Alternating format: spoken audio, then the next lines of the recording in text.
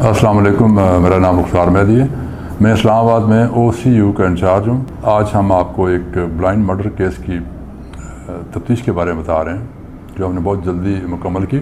29 जून 24 को रात 8:30 बजे नई आबादी चकियाँ, ये थाना स्याला का इलाका है, वहाँ पे एक शख्स नज़ाकत हुसैन नाम का आदमी जो कि 3 दिन पहले एक आइसक्रीम की फैक्ट्री है, वहाँ पे मुलाजमत करता है, घर आता है तो घर आते हुए उसको अपनी गली में ही फायरिंग करके कत्ल कर दिया जाता है। कत्ल करते हुए महसूस ये होता है जैसे कातिल को उसको मार के भागने की बहुत जल्दी है, क्योंकि उसके पास 200 रियाल और 8,000 रुपया और सेल फ़ोन उसका पास मौजूद थे, कोई चीज़ छेड़ी नहीं गई है।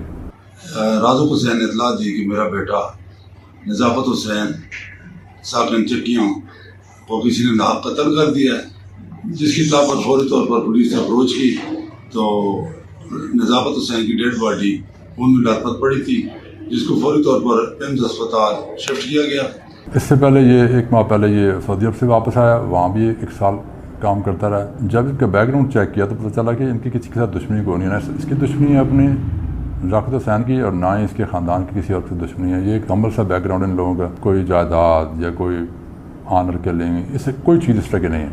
इंतहाई कलील वक्त में मालूम हुआ कि असल कातिल इसकी वाइफ है, जिसको इंटरोगेट किया गया तो मुसम्मत ताहरा बीवी, जिसके वतन से नज़ाकत हुसैन के 3 बच्चे हैं, उसने अपने देवर जिसका नाम निसार हुसैन है के साथ मिलकर अपने खामन को नाक कत्ल किया है।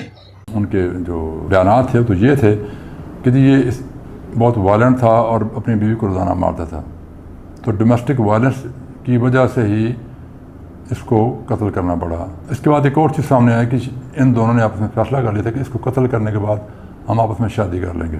तो दोनों ने मनसूबाबंदी करके अपने भाई को कत्ल करवा दिया और जिनको गिरफ्तार करके इनसे आला ज़रूर पिस्टल बरामद कर लिया गया। मज़ीद तफ्तीश जाएगी।